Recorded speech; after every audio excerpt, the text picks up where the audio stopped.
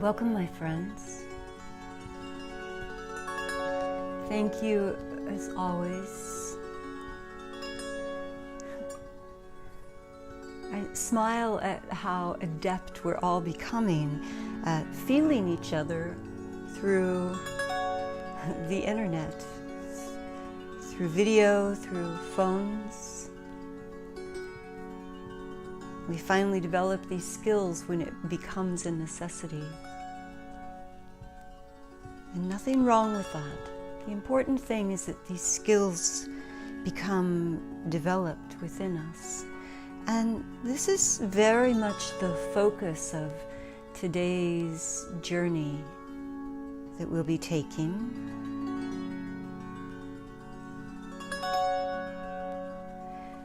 Many of us at this stage in the many chapters of COVID-19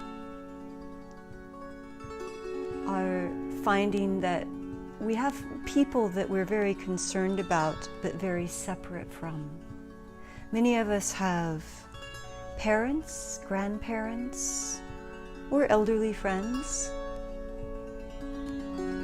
or friends with some form of compromised immune system who are being made vulnerable to this virus. As we sit kind of helplessly by, far away, trying to be support over the phone and any other way that we can. My students have been asking a lot of questions recently about remote connection, remote viewing, sending and receiving. These skills, this terminology that is usually saved for those who are highly interested in developing telepathic skills, but are actually available to absolutely everyone. And in fact, these skills exist to whatever state of dormancy or activity in every single human.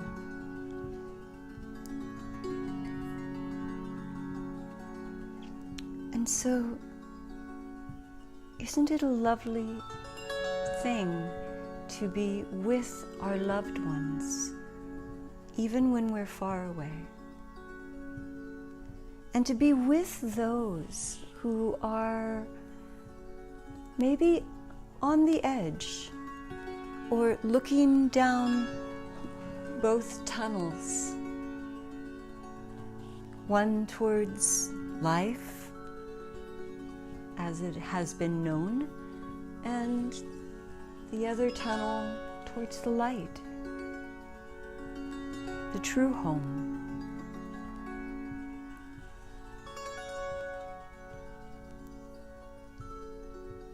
So we seek ways to be supportive of these people.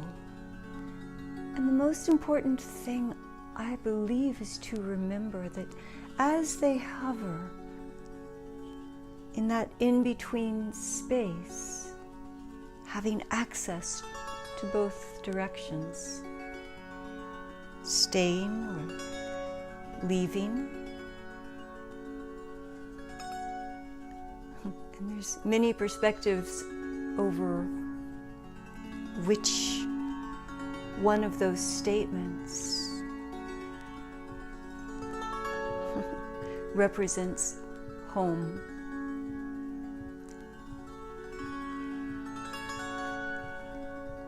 And so how to be with them? For they are residing in the energetic realm. And to truly be with them in a way that is so far beyond words, beyond cards or video calls, is to be with them energetically, be with them in the place that they are right now. And even more important, importantly, holding the space for them to make the choice that is best for them.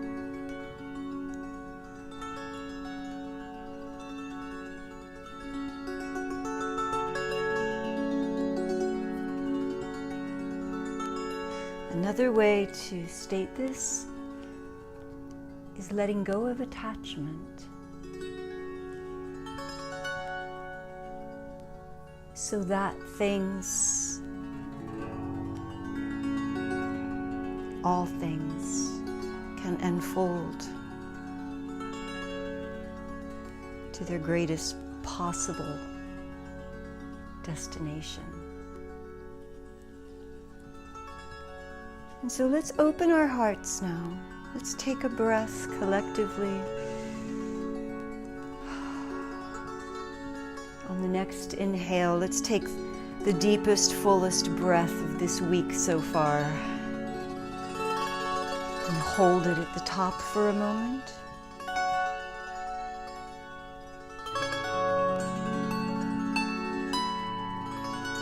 Exhaling fully.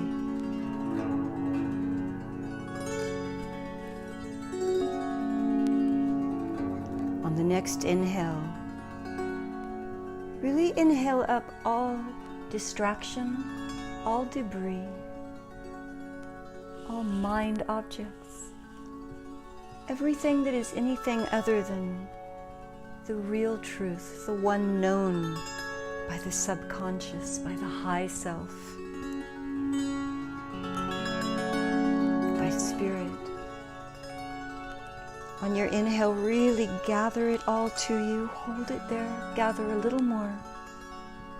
And as you exhale, with great intention, press all of that debris and distraction from every aspect of yourself.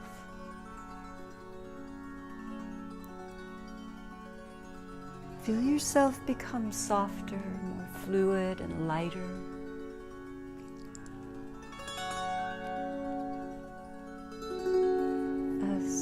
The shadows of distraction, of distorted thinking, discordant energies, confusion, dissolve into the ethers, are transmuted back to benevolent energy in the universe. And so we become lighter ourselves, we become lighter as the collective. And the energy begins to flow more easily, the truth of all things. The truth that love of another, true love, unconditional love, is never of attachment.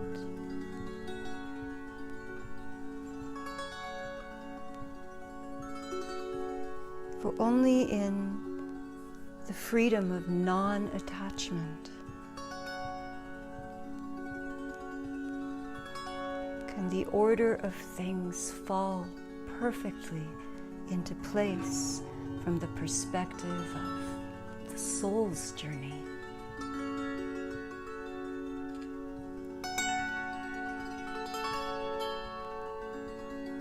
Isn't this what we're truly doing here?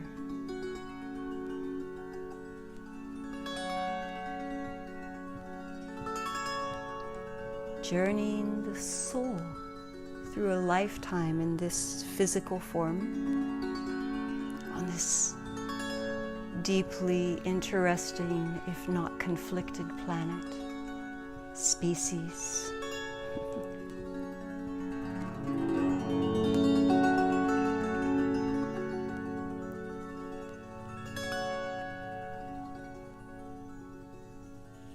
So the perspective of the love that we have for those we are separated from, love deeply, and have deep concern for, softens. Take a breath.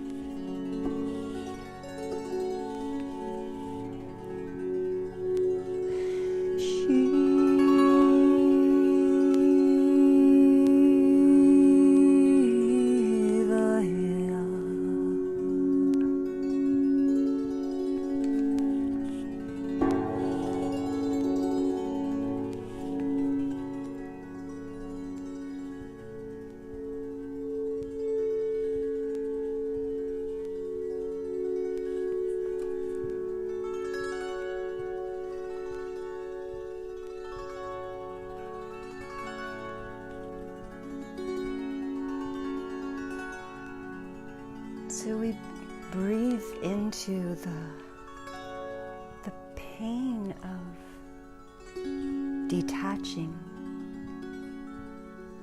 from the way we need things to be for us to be okay.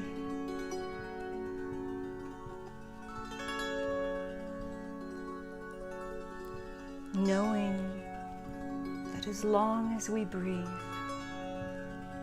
and even beyond, we're okay. And so are those we love.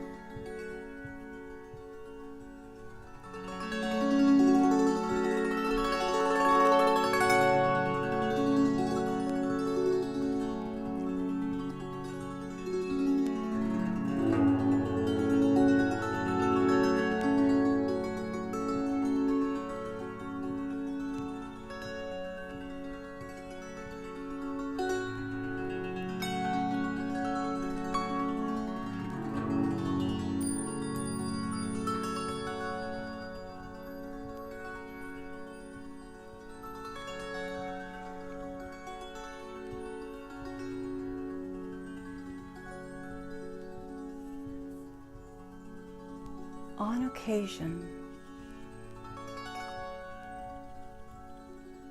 the loved one who is in peril, as many are, as many always have been throughout history at any given time. But maybe right now we all know someone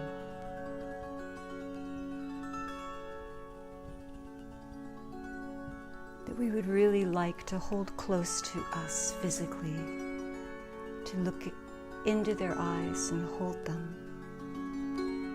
And though this would give them a great sense of comfort,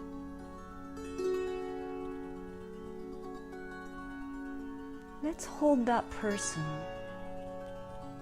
in our hearts, in our mind's eye, right now,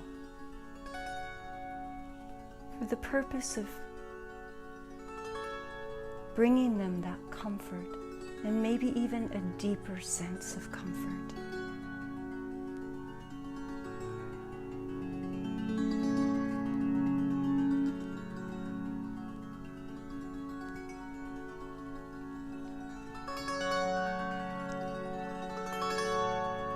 Noticing if, as you hold this loved one in your heart, in your mind's eye, notice the feelings that arise. Are the feelings of the fear of losing this person?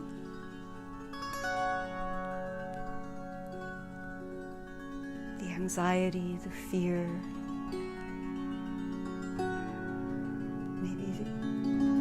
dread of a possible mourning process, the guilt of not being there for them? Or is the feeling that you experience within, even in the midst of their possible suffering, the celebration of every breath that they've taken in this life, of every moment that you have shared in laughter and love?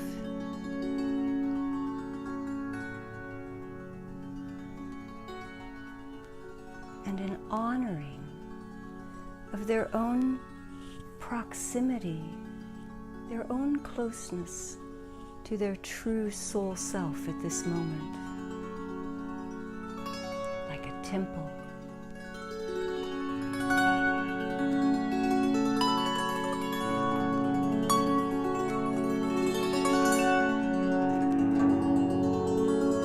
Simply noticing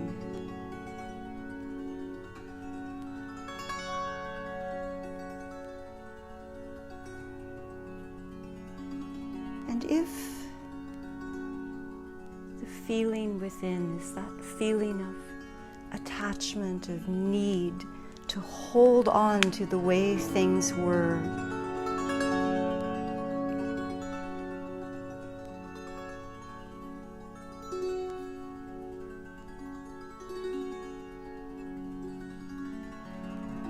try to understand that holding on energetically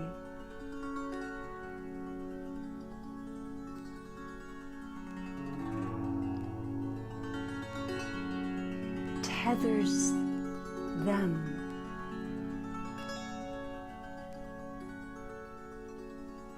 in a way that does not allow them to make a choice purely of their own soul's desire.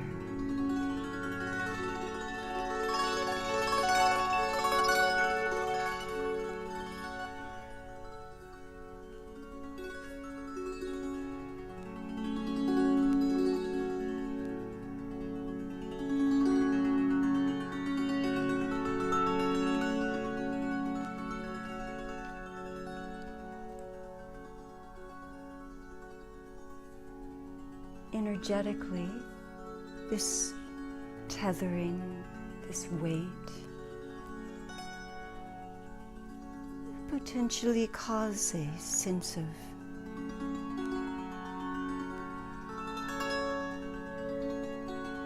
unneeded responsibility, guilt, at a time when that person could use all of their energy to align with their own high self, to make the highest possible choice for themselves and their soul journey.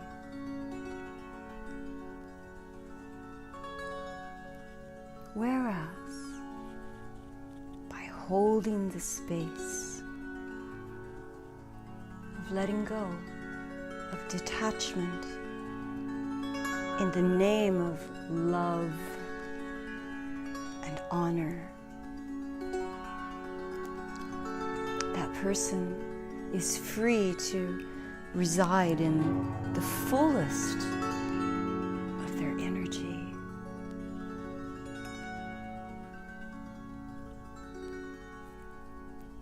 And make the most powerful choice for themselves.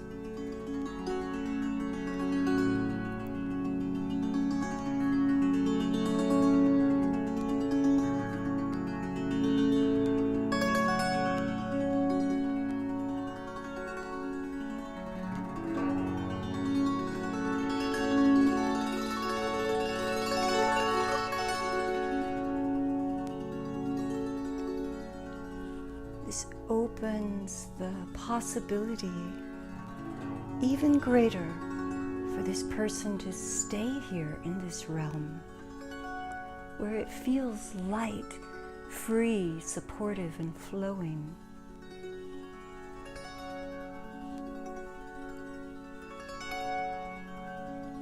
But should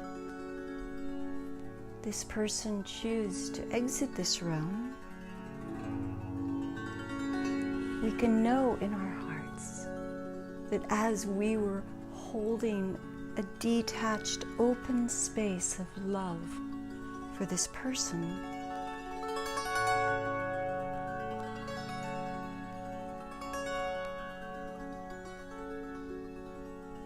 that we did the very best that we could.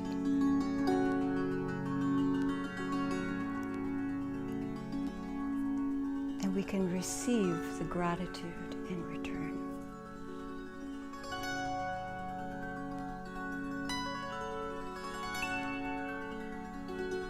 So look again inward, where you hold this loved one in your heart and in your mind's eye.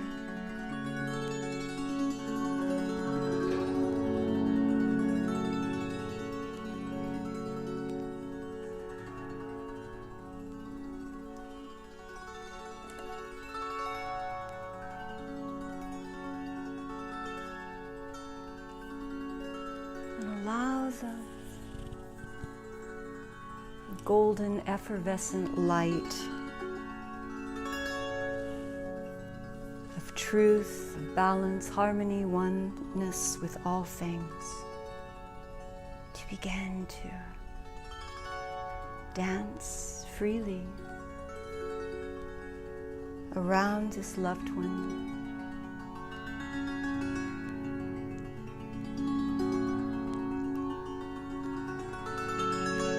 Around the bonds between you and them.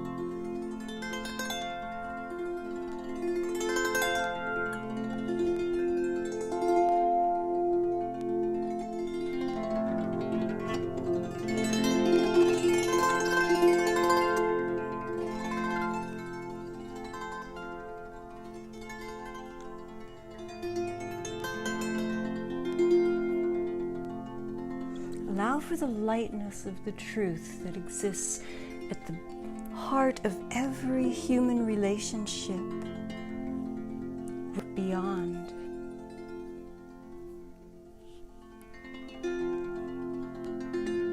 The tangles of the emotions, the memories of the intellectual mind. When we look to the foundation of two souls that interweaved in a lifetime, and maybe many, to dance in these bodies on this earth together, to entertain, to support, to challenge each other for the purpose of each one fulfilling a soul's journey. There are no wrongs, and there is no loss.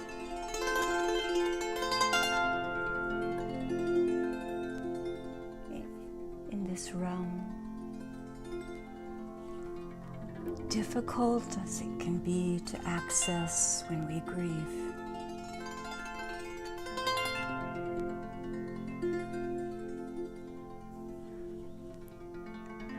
This truth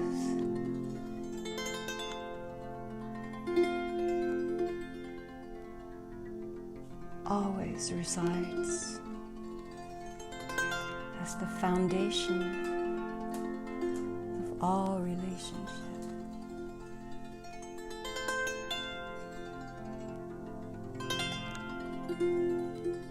And so we hold our loved ones in the light of love.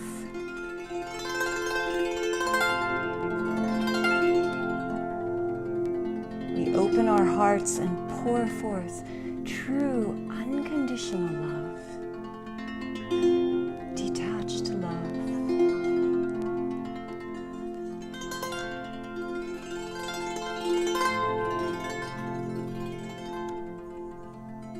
The love in which the beloved one can truly spread their wings and make their choice for the highest good of all.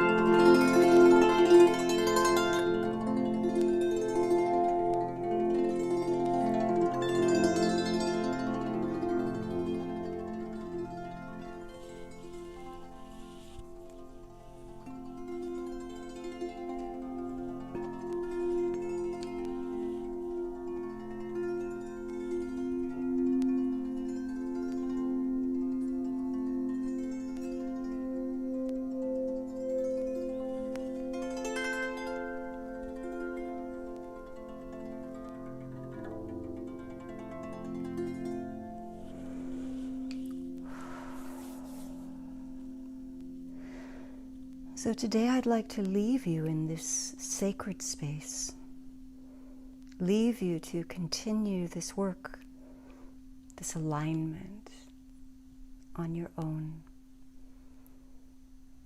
We honor our beloved ones, we hold them in the preciousness of our hearts, and we open our heart to set them free to their own soul's journey.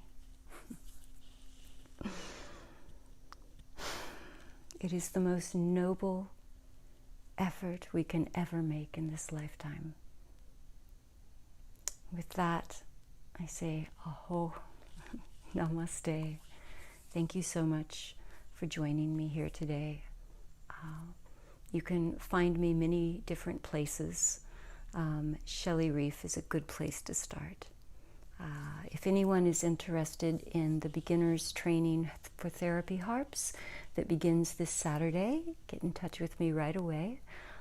We still have spaces and we still have a couple of harps available too, and we'd love to have you. So many blessings. Be the light, be the truth, be the center, be unconditional love. Namaste.